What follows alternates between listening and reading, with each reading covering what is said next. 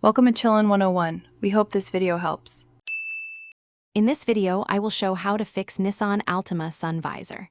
Start by lowering the visor and locating two visible screws near the hinge. Remove them with a Phillips driver. Gently pull the visor assembly free and inspect the plastic bracket for cracks or stripped screw holes. If parts are broken, replace the bracket or use a reinforced clip repair kit for a secure fit.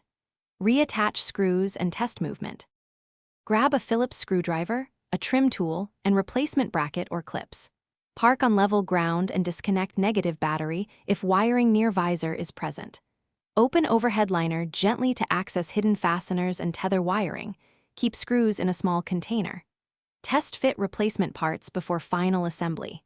Use thread locker or nylon inserts if screws strip. Avoid over-tightening plastic to prevent future damage. Support the visor while removing the last screw to prevent it from dropping.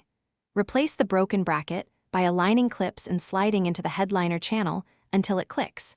Reconnect any wiring harness carefully and secure with original screws. If holes are stripped, use a plastic anchor or epoxy to create a new seat for the screw.